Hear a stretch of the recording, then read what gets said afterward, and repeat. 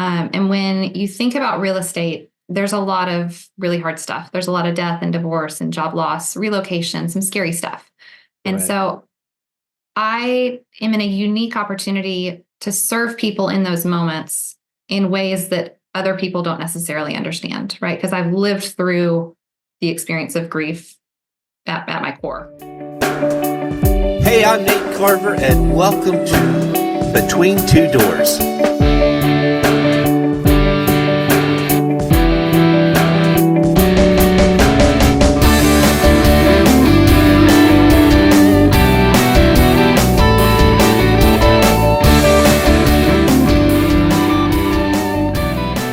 Hey, it's Nate Carver, your favorite mortgage guy on Between Two Doors. I'm your host, and today we're going to be talking to Ashley Hart. She's an excellent real estate agent up in the Flower Mound, Texas area, North Dallas, the Metroplex. If you're looking to buy or sell a home, you need to meet Ashley. Hey, Ashley, how are you doing? Hi, thanks so much for having me. Yeah, absolutely. So let's just jump right into it. We want to learn everything we can possibly can about you. We were having a pretty good laugh in the green room. Anyway, so let's do this. So, Ashley, when did you first get into real estate? Tell me how that happened for you. So I was working as a marketing coordinator for my father's architecture firm. And on the side, my husband and I were purchasing and selling investment properties. And he looked at me and he said, "Hey, why don't you get your license so we don't have to pay agents commissions anymore?" And I said, "Great, let's do it." And so on the weekends, I started taking classes. And as I was sitting through the classes, I started to realize this is exactly what I did in my role before the architecture firm. I used to work for an automotive dealership. And so when you take customer service at the automotive level and the accounting piece that I had at the automotive level and the marketing component for an architecture firm, when you put it all together, that's kind of real estate. And so I'm sitting in these classes thinking, you know what, I think I might actually want to do this long term. And so March of 2019 is when I got my license. And it was a long first year because I had this many clients. Nice. So, that's the short story of how it got started. And of course, it's taken off from there. Yeah, you're killing it right now. I'm just saying, I've looked up some numbers. You're doing great things in the community. Thank you. Um, yeah, absolutely. So how long was it before you got either your first transaction listing or buy side? So my very first transaction was a personal transaction, an investment property. And I'm so Okay. glad that it was my own because I messed it up. And I cost the client myself a lot of money. And so I had to answer to my husband, but thankfully nobody else had to suffer through that very painful moment. And I say that to let everybody know the first one is always the hardest and it gets better. But to Yeah. answer your question more directly, it was roughly 12 months from when I got my license until I got my first transaction. And then after that, it started to snowball, of course, because I firmly believe if you do business the right way, you'll stand out very, very quickly, especially in this industry. Right. Absolutely. Have you gotten coaching? You Hmm. done any kind of coaching in real estate? Yes, yes, several rounds of it. Private coaching through one, two, three different companies now. Yeah, Okay, great. it's critical. Sharpening your skill set for sure. Yeah, absolutely. Okay, so do you and your husband still do investment properties, or have you transitioned and started helping others do investment That properties? that was actually a really hard lesson to learn that you should focus on what you're good at, and I am not good at that. Uh-huh. So we got that house, and it was right at the beginning of COVID before people knew what COVID was. And so Right. my husband very sweetly said that he was going to help me with the project. And then he came down with COVID and was hospitalized and Mhm. wasn't able to help. Shocking. And so um, I did the very best that I could, which my very best was not that great. And when we got done with the project, it was time to sell it. And that's when COVID was really ramping up and nobody knew what was going to happen with the real estate market. Yeah, And so that I was a sold that scary time. property. Yeah, I sold that property as fast as I could by the skin of my teeth. And so I bought it and did not take a commission on the front end. I worked for 3 months to get it prepared, and then I sold it and did not take a commission on the back end. And I walked away with literally no money gained or lost. And so it was a very expensive, time consuming lesson on my part that I should focus on helping others achieve their dreams, not on trying to flip real estate. There you go. Yeah. So you made the transition, Yep. and from being a flipping investor to No, I tried it. I am not a flipper by any there you means. go. So you moved into representing buyers and sellers Yeah. and That was getting their always the profit. goal. Yeah, Yeah. that was always the goal. Was to represent other people, but I decided Uh-huh. to take on this project as a way to get my name out there, to be able to make some video content, to learn a little bit about what it meant to be an investor, to see if that was the demographic I wanted to work with. And I very quickly learned that I am not, I should not be a project manager. I'll say that. Uh-huh. From an acquisition standpoint, no problem. From a sales standpoint, no big deal. But I Right. should never be in charge of the contractors. Well, yeah, you got an education out of it for sure. Oh, You know, your best lessons are the most expensive ones. And so yeah, I can yeah, I've safely written say, that check. I yeah, have written that check. I can So, safely say I learned those lessons. I don't want to learn them again. there you go. So going into buying and selling and helping homeowners, clearly you have found your calling and your niche. What kind of advice would you give? Because you do buy sides, you represent both sides, the buyers and the sellers. What kind of advice would you give to someone that's not seasoned in real estate? A lot of misconceptions out there, a lot of hearsay, just things flat iron aren't true. What would you offer up to those homeowners and sellers, buyers? Don't be afraid to ask the questions and don't give up too soon, because you never know what your success is going to look like or how long it's going to take. I think too often we see the rookie of the year, or the success stories within a brokerage, or the highlight reels on social media. And that's not the reality for everybody. And that's okay. It doesn't mean that it won't be your reality one day. Because I looked at my husband at the end of my first year and said, I can't do this. And he said, yes, you can. He's also a business owner. And he said, starting a business is hard and it's going to look different for every person. And don't you dare give up, basically. And I didn't. And I'm so glad I didn't, because it's everything I could have ever hoped for. Absolutely. Yeah. So with when you get an opportunity to take a break from real estate, tell me about that. What's that look like for you? I'll tell you when I get one. Okay. Once it started, it didn't stop. So that first year, I told you I had 0 transactions. My second year, I had 13. My third year, I had 27. My fourth year, I had 48. And I just finished out last year serving 29 families. And I did it having a newborn baby in October. And so I'm really, really proud of myself for what I was able to accomplish.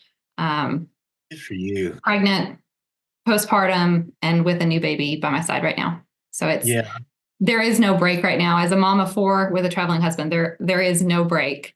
When I get a break, it's real estate. When I get a break from real estate, it's back to the family. There you go. Wouldn't change a thing. So what does your husband do? He is a race car driver. There you go. I'm telling you. So, do you want to tell me a little bit about the race car, or I'll let him speak to that. Okay, yeah, I'll let him speak to that. We'll get him on a podcast. So there's so much to it, and I don't want to get it wrong. But what I can tell you is it's really cool to be part of and to watch him succeed, because just like in real estate, it takes time to get there. He's one of maybe, 10 people in the nation that does what he does at the level that he does it. And he's incredible. That's amazing. Yeah. So I see it back there on your bookshelf. If you're watching the video, Atomic Habits. Yeah. I can make out some of the books I recognize over there. Yeah. You're definitely, it's not by accident what you're doing. You got coaching, your inputs from, material you're reading, books. You're doing fantastic. So this is you've just wrapped up your 5th year. Correct. As a real estate agent. Correct. You're in the top 1%. Yeah. And good for you. Good for you. So, okay. So what do you love doing? What do you love doing? If it's, for kids, What hobby, here we go. Of the four kids, what hobby do you love most that those four kids have taken on that they love? Sleeping. Yeah. Sleeping. Yeah. It's like, I just want to. I genuinely just want a nap. Yeah. My husband travels so much that when he's home, he doesn't necessarily want to travel or go on more vacations. And so the few times that happens, I try to run away myself, and I call them my Yeah. solo vacations. And I genuinely do. I book a hotel in Mexico and I run away for a couple days as long as I can. And I work the whole time I'm down there. And my only goal while I'm down there is to do enough business to pay for the trip so that I can justify doing it again the next time.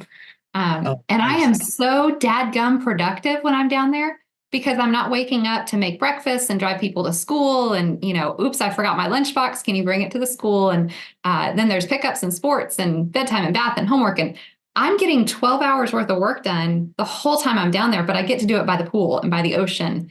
And so when you ask about my hobby, I'm going to say sleeping and traveling. Yeah, I like to sleep and fish. So I got a birthday coming up. So I just want to sleep. Yeah. And, get a good lure. I end up getting so many calls when I go down to Mexico, and it's very obvious when you call somebody and they're out of the country because it rings different. And so, my people tend to know that I'm gone, but they don't ask if I'm gone. And we just, it's fun. Yeah. That's awesome. Yeah. For you. Thank you. How do you get to do that? I hope you get to do that as many times as you want throughout the year. I was doing it twice a year. And I say I did it for 1 year, twice a year. And then I had a baby. And so I have not been able to do it again since she came because she's had some medical complications. So I hope to do it again soon. But first I have to get her a little bit more acclimated. Nice. Good for you. Thank you.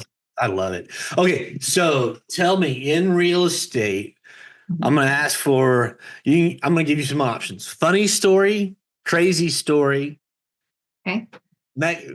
Halloween's 2 months away, so you don't have to do a horror story, but there you go. Crazy, funny. Crazy or funny. Yeah, no horror stories. I knock on wood, my transactions have been all different, all challenging, but nothing horrific. The craziest story I've got, it was during the snowstorm, and I don't even know that I can properly recall all the details other than to say, we had found a cast iron plumbing system that was leaking. We'd negotiated the repairs with the seller. The seller was doing the repairs, but got delay after delay after delay. We finally get to the closing day and it's iced over. But because there had been so many delays on the front end, we'd already extended our rate lock on the loan. And so we had to close on that snow day or there was no other option. And so seller, buyer, lender, title company, everybody drove on ice when everything in the whole world was shut down to the title company and magically made it happen. Unfortunately, the buyer had not been able to get to the bank to initiate the wire. So the wire wasn't going to fund. And to make a long story less long, the lender just made the call and said, you know what? We're going to fund regardless of the fact that the buyer's wire is not there. And we're just going to hope and pray for the best. And so I'm not going to give that lender's name or number out because he would kill me. But he held it together with bubble gum and toothpicks in that moment. So that's my craziest story is when you've got the right people and the right team together, amazing things can still happen. Yeah. Good for you. I'm glad that they took that chance. Yeah. A lot of lenders wouldn't do that. I don't know that lender had approval to do that. Oh, I don't know. I don't know that it would ever happen again. It's easier to ask for forgiveness than it is permission. Well, there was nobody in the office to ask. Yeah. I don't know that it would ever happen again. I just know that in this situation, yeah, I have no words. It was catastrophic at best. Yeah. Nice. Well, it all worked out too. So, how could, if someone's looking to buy or sell a home, what would be the best ways to get a hold of you? Well, you can find me all over social media. I'm on basically every platform that I can be, and so you can certainly follow me there, get to know a little bit more about me. Lots of video content there with both me and my children, because the biggest thing for me, if you choose to do business with me, is I need you to know that my children are going to be by my side. They're not Mhm. with me in appointments, and they're not interrupting, my business day.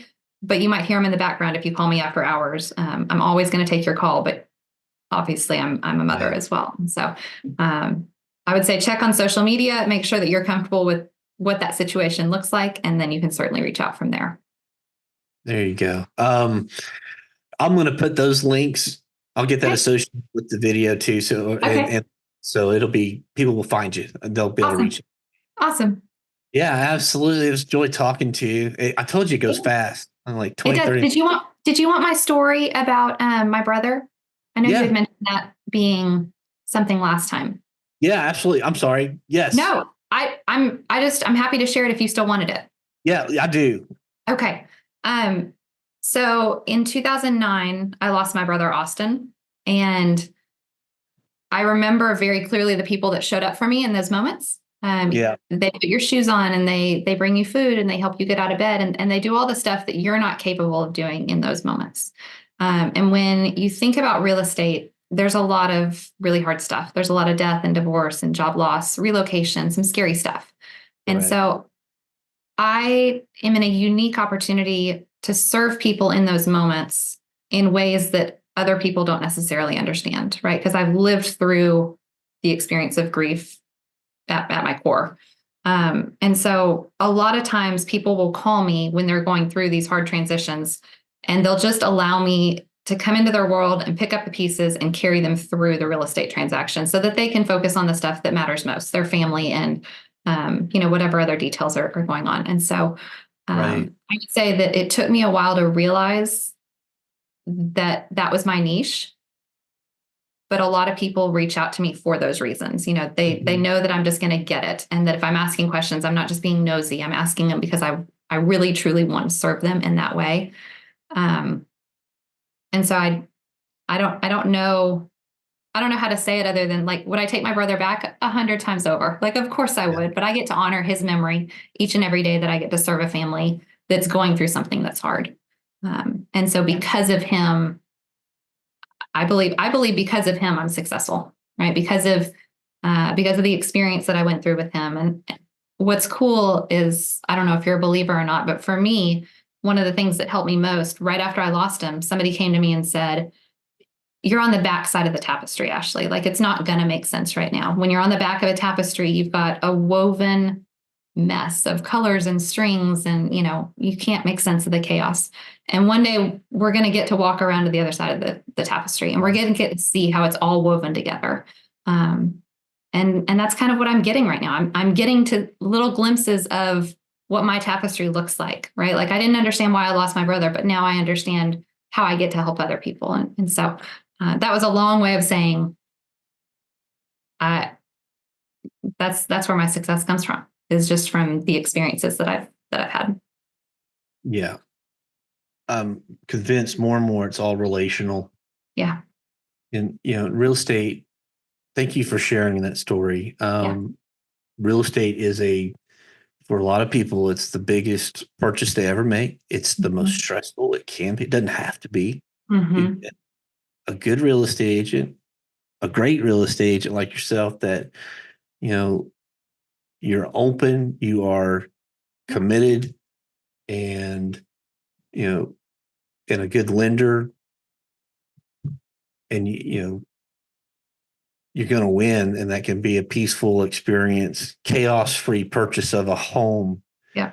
And absolutely, folks, if we're about out of time, Ashley, thank you very, very much. If you're looking to buy or sell a home, North Texas, around the Flower Mound area, and want to work with someone that that you can know, like, and trust and do life with, I'm telling you, Ashley's one of those people.